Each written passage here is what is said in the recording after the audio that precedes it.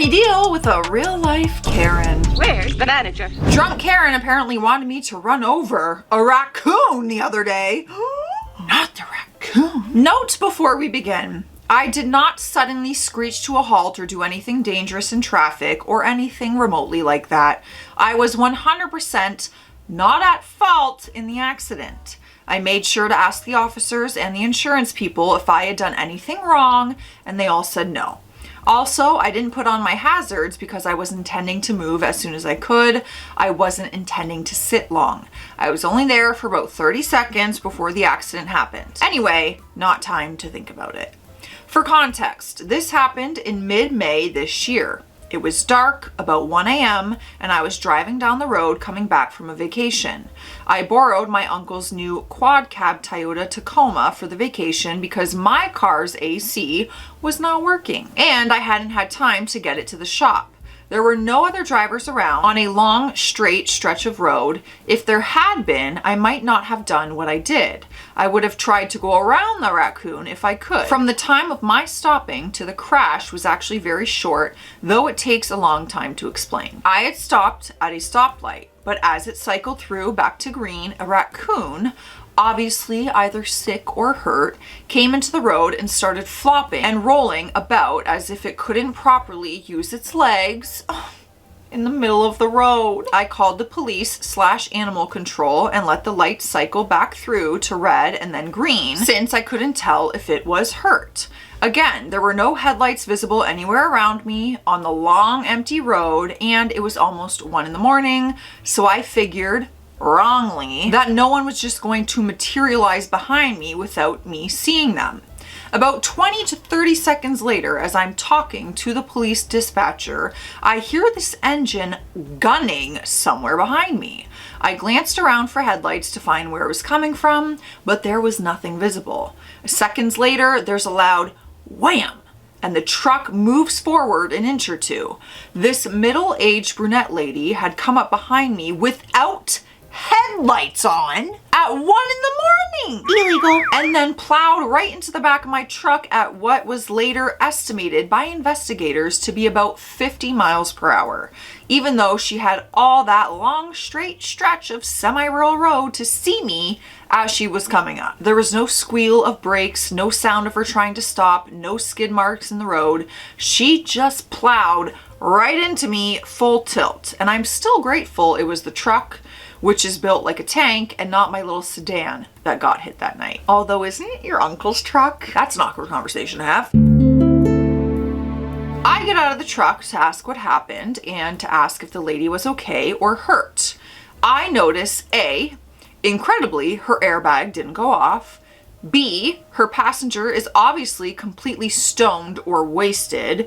And C, while the truck has a decent sized dent in the back and a busted tailgate, her little Jeep Cherokee, not a Grand Cherokee, is completely crumpled across the whole front end and spewing fluids and steam.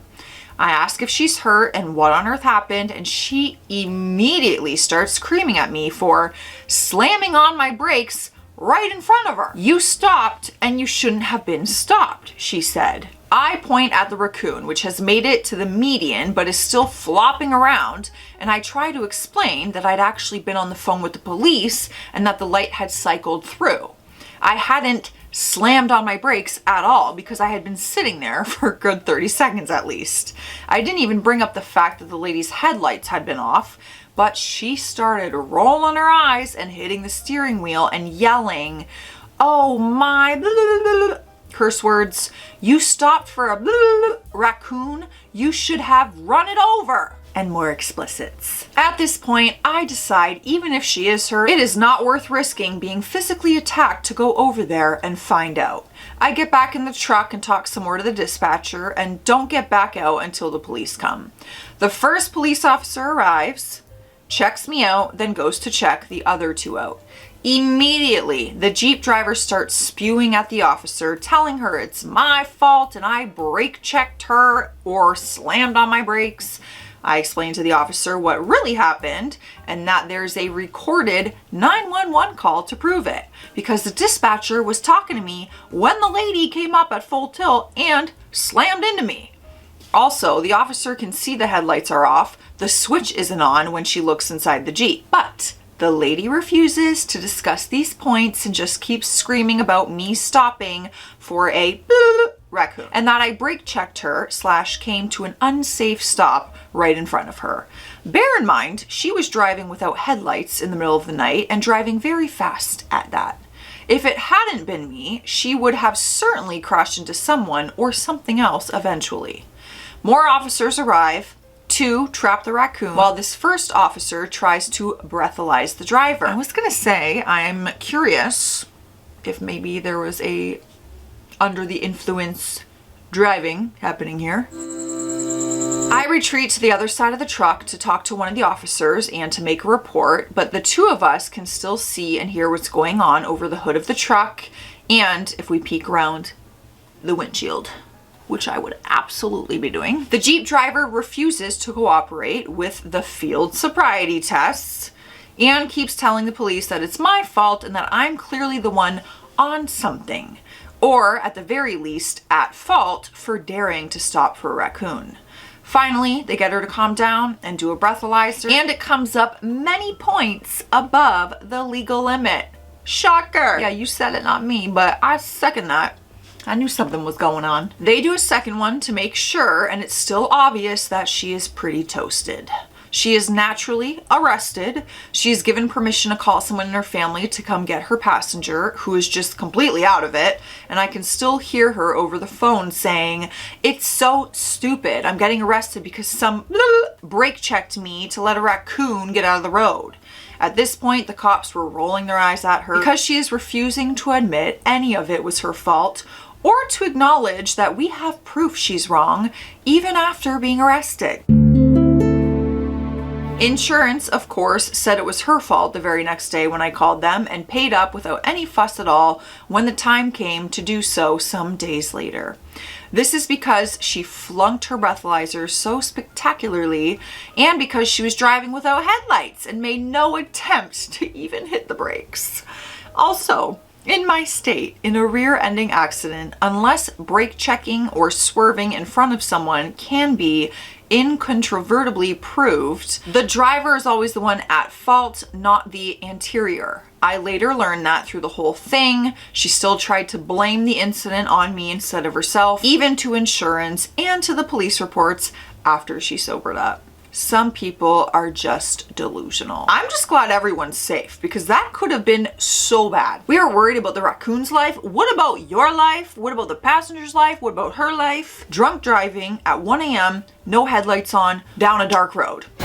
Terrible decision. Having to deal with a mild entitled Karen. I'm a babysitter for my best friend's 2 children, and today I was watching them. My best friend was at work and her husband stayed home to rest. He is a veteran that went to more basic training the past week and returned home. I told the husband, though he was half asleep, that I was going to take out the trash for them. He said okay and went back to sleep, and the children were still sleeping. It was 8 a.m. by the way. I walked out the apartment building with the trash, and once I heard it return to the door, it was locked.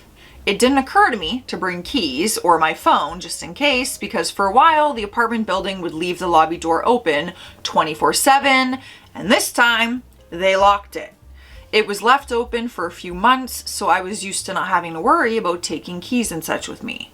Once I took out the trash, I didn't want to knock on people's windows because I indeed looked like a crackhead in a nightgown and my hair was super messy. Oh my god, yeah, they probably think like you didn't live there and you were trying to get in. I also didn't know who was awake or not, or even if they would help me. So I took some pebbles, literally little small rocks that I found, and I began to toss them up at my best friend's apartment window only, which was right next to the entrance of the building on the right side.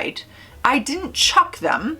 I didn't throw them hard, just like a soft toss to try to get the husband's attention so he could wake up. I did it for about 5 minutes until a woman came out from the complete opposite side of the building, the left side, which is about 100 feet away where I was, on the right side. To get the idea, the apartment has 2 sides and it is divided down the middle. 6 apartments on either side with their own entrances and exits. This woman is in a white t-shirt and came from the left side of the building, far away from where I was. She approached me and asked in a rude tone, "Why are you throwing rocks at my window?" Again, this woman came from the left side of the building, having to walk about 100 feet to get to me to begin with. I was at the right side of the building next to the entrance because that's where my best friend lives. So there's no possible way I could hit her window or anything when she came from the left side and lived on the left side of the building. I would have presumed someone would have heard me and came from the right side, but no one did. I also was not screaming. I simply yelled up the husband's name a few times and kept tossing up the pebbles to their window specifically. At this point, I felt like the woman was trying to come up with something. I explained that I am babysitting for my best friend and her husband is asleep and he can't hear me, so he can unlock the door for me. I'm trying to get his attention, and this is literally all I have. I don't have my phone, and I don't have keys. I also explained that I would not be throwing rocks up at a window and doing this if I had those items, but she had an uncaring, selfish attitude because why? Well, my boyfriend works overnights and I don't want him coming out and yelling and screaming about his sleep. Are you kidding me? I apologized for somehow hitting her window and yelling up at it, even though she lived on the complete opposite side of the building, because I didn't want to deal with any drama, and eventually she let me in. She still had the nerve to complain and said, "Yeah, but he works overnights a lot and he needs to sleep. He works a lot. I'm not sure why you would forget your keys or a phone for taking out trash." I responded that for a few months the lobby door was always left open, so I simply used it and it didn't occur to me. It's fine, it's whatever. I'm just saying that it would have been more wise even if it was left open for so long. And no I think even she, who's throwing pebbles, is aware that that would have been the smart thing to do. Like, she was so uncaring and everything about my situation and just cared about her own. It's like she treated it like it was a chore. I just needed a simple, "Yes, I can let you in." I also hated that she scolded me for something I didn't think was meant to be scolded for, and she also didn't have to help me either. Not only that, she tried to make it like I was disrupting her, even though the logic made no sense into where she lived and where my best friend lived, but really had the nerve to scold me? F you. This is a mild Karen because that's what that was, but I was able to get back into the building even though I had to deal with Karen doing it. Never dealing with that crap again. All right. Listen, I'm playing devil's advocate here, and I don't ever justify Karens, let me tell you. But if you heard someone screaming a name at 8 a.m. and throwing rocks, let's say she could hear all that at your building, would you go out and be like, "What the heck is going on out here? You're yelling names, you're throwing rocks"? Because she had to have heard something to go out there from the left side of the building. I guess it's about the approach. She could even just say, "Oh my, are you okay? Is everything all right? Like, what's going on here?" She could have taken a different approach. Next up, my first Karen encounter. I am so glad you survived that. Yesterday, I was out shopping with my partner and we decided to stop in at a Target to look for a Tamagotchi. I love Target, and the other day I was like, I want to buy a new Tamagotchi. I want to see what the new ones are like. Do they even sell those in Canada? We knew where they were, the lay-by counter, so we headed there. As we approached, we heard the most erratic screeching from some distance away, and it got louder as we approached lay-by. As we arrived at the counter, we realized that there was a Karen there. She took one look at us, an almost disgusted look. We are a gay couple, and snatched her purse out of her trolley like we were going to steal it. She didn't move her trolley though, which will get juicy later on in the story. So we're there, flicking through the Tamagotchi on display. Karen is screeching at the manager about how she's there to collect plants that she placed an order for online, and the manager is calmly trying to explain that Karen got a confirmation email when she placed her order, and that email said the store she was in had no stock of the pants that she wanted. And I presume that the manager was trying to tell Karen that she would have to travel 10 minutes to another Target to get them. The manager was so calm and collected and professional. I don't know how she did it. However, Karen would not allow her to get a word in. She'd hear half of what the manager had to say and then scream at her. "This is my third pair of pants I've gone through from this effing shop. You don't understand what I'm going through. I have to go to my uncle's funeral and I need these pants now. You will do something about it. The email said to be here at 11 a.m. to pick up my pants." The Tamagotchi displays were on the counter right next to Karen. So not only was she screaming at this poor lady, but she was screaming right in my ear too. By this point, Karen's trolley was digging into my side, but I wasn't going to move it. I knew exactly how that would play out. I looked up at the manager and her eyes were red. Karen had reduced her to crying. That bothered me a bit, but I held my tongue until I got to the last display box of Tamagotchi and Karen realized her trolley was right in my way. Karen turns to me and says in the most put on, sappiest song voice, "Sorry," and moves her trolley out of my way, finally. And before I knew it, the response, "You should be," fell out of my mouth. Karen immediately fell silent and turned to stare at me. That must have been haunting. She was probably like, that's what I do when I'm mad. The wide-eyed, gapped-mouth death stare. Like someone trying to stare through your soul. I grew up with a particularly nasty mother who was a bit of a Karen herself, so I've learned to put a wall up when that happens, and I kept just flicking through the Tamagotchi, paying her no mind. Then, after 10 seconds, Karen's fury was directed at me, and all the familiar cry of the Karens was screeched at me. "How dare you?" I turned to Karen and responded, "How dare I?" And she lost it. "You don't know how many effing pair of pants I've been through." Yes I do. 3. She immediately shot back. "Well, I have to attend my uncle's funeral. You have no idea how that feels." Yes, I do. We are all adults here. We've all lost someone and attended funerals. I'm grieving still, and it's been years. Grief is hard, I know. I'm here trying to shop, and I don't need to hear you screeching. I understand that you're upset, but could you please tone it down a bit? Calm gets you a lot further than screaming. Words to live by. You are the worst person. You are disgusting. Mind your own business or I'll hit you. Then please stop screaming in my ear and making it my business. Also, you're not going to touch me. Karen is in utter shock and turns to the manager. "Can you believe this? He won't mind his business. Make him mind his business. He has no idea."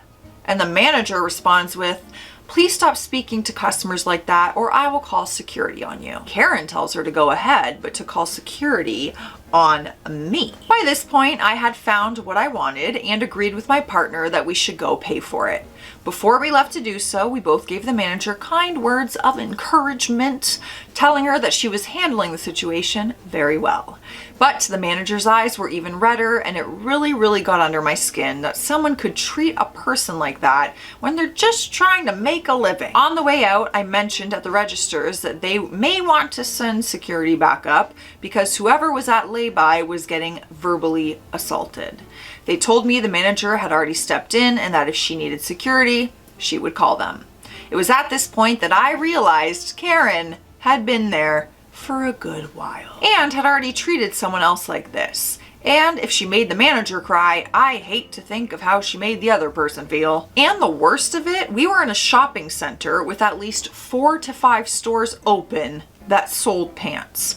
Karen could have easily had her pants and been on her way if she could have just bothered to visit some of the other stores.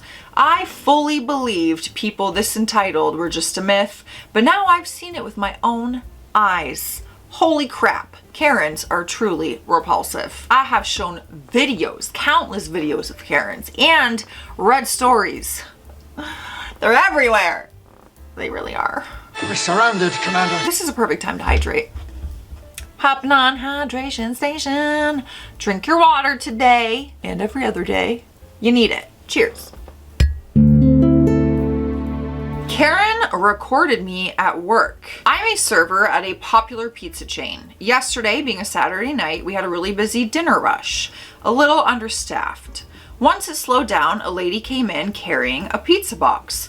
She tells me her delivery driver set her food down on a wet porch and didn't notify her that the food had arrived. I told her it was DoorDash and that our delivery driver is currently out due to having surgery. She said she wants a full refund, so I start the process. While I'm trying to give her a refund, she just starts basically crap talking about how she also tried to call several times, but no one answered. I'm trying to stay professional and completely ignoring the rude tone she's having while still trying to help. I told her we have a call center and that we also just had a dinner rush, so if no one was able to get to the phone, that was why. It wasn't letting me give her a refund, so I went to the back and asked my coworkers about it. They said it was because it was DoorDashed. That's why it isn't letting me give her a refund, so she would have to call DoorDash about it.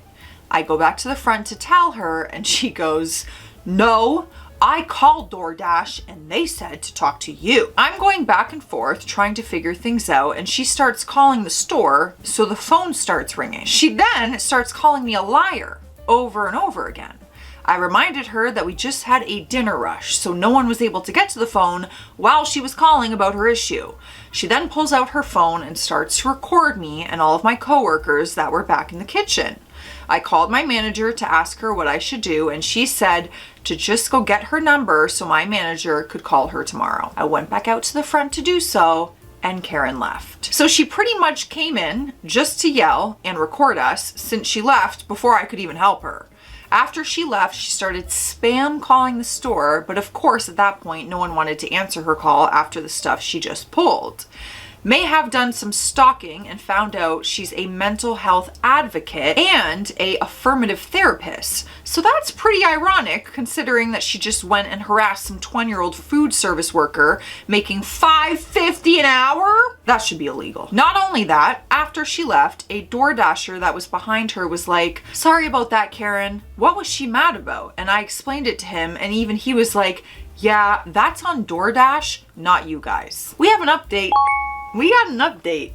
I'm really surprised because I'm like, this story doesn't end there? This morning, my manager reviewed the cameras and her and Karen exchanged a couple of emails. My manager said, "Hello, my name is, and I am the RGM at Pizza Place. I am sorry to hear about your experience with our store this past Saturday. We use DoorDash for delivery at our store, and I am sorry they left your food outside. Unfortunately, when we DoorDash an order, we have to wait until the next day to issue refunds. This is why my server could not find a way to do it while you were here Saturday. Saturdays are very busy and we are short-staffed at the moment. That is why we have a call center in place. This is so my staff can focus on customers that are in the store. If you know of anyone who would like to apply, the applications can be found at this website. I would also like to advise you that taking photos and videos of my staff is prohibited and will not be tolerated. I have issued you your refund of $47.25. It may take 5 to 7 days to go back on your card. If you have any questions or concerns, you can reach out to me at this email." What I have to say is I love the passive aggressiveness in the email and how she literally gave her a link if she wants to find someone to apply since she has such an issue with us being short-staffed. LMAO, and a win for defending me. This was Karen's reply, which was sent 15 minutes later. I should have known that Karen was gonna chat with the manager. That's a classic tale. Thank you for your response. I am not happy with the interaction and would typically not take pictures or videos of someone in their workplace, but I felt I needed proof of the interaction given the series of false statements the employee made. I do understand the busy nature of a pizza shop on a Saturday evening, but at the time I was there, I was the only customer in store. The phone rang and the employee made zero effort to answer. If it truly was set up to forward to a call center, please do check because it just disconnects after several rings. I tried multiple times before driving to the store and also while I was standing inside. I hope you will offer additional training to this employee and that you are able to find staff. The sass! I forced my Karen neighbor to move house. If this is about a freaking fence, Before this all kicked off, Karen showed to be a very nice neighbor. We exchanged cakes a couple of times and their kids would come over to play football in our garden, which was much bigger than theirs. Our families got along very well. My house is semi-detached and my family decided to build an extension outwards to give us some more room. Our building plan showed our extension to be as far away as the neighbors as possible, as that would be more comfortable. Of course, we needed permission from our neighbors to go ahead with our plans, and this is where it all went wrong. Karen kicked off at us when we were sitting in our garden one day, shouting, "Your extension will look right into my garden and it will block all my garden light," while standing on her balcony, which oversaw my entire garden. And she didn't calm down until we agreed, and this continued for a few weeks. We looked over all our plans, and all year round, their garden wouldn't have any amount of sunlight affected by our building. But still, we took this into consideration, as well as us being able to see her garden, and built a nice, big, solid, tall fence right around her garden. On my property side, mind you. I just knew a fence was gonna be involved. I just knew it. And now she didn't get much sunlight past lunchtime. I didn't hear much of her complaining after that. We went on holiday just after. When we arrived home, we found her kids playing in our garden. We don't have a problem with that. However, it would have been nice if she had asked. This was about the time both my kids and theirs decided which secondary schools they would go to, and we decided on different ones. This was, of course, our next big issue. Karen hated that the kids were going to different schools. It was an outrage. She pictured them being best friends, walking to school together, doing homework together, dating, etc. I think this was her plan from the moment she moved in, and this thought only solidified that they would not be going to the same school as Karen's kids. Karen said we had given them no choice but to move house, that it was awful we blocked her garden, terrible that we didn't let our kids be friends, and that we were never nice neighbors in the first place. She moved house, pulled her kids out of the same football club, and forced them to block my kids on social media. Honestly, all of that seems like very unnecessary drama. Karen videos are exhausting. Stay classy out there, stay sassy. I'll see you tomorrow.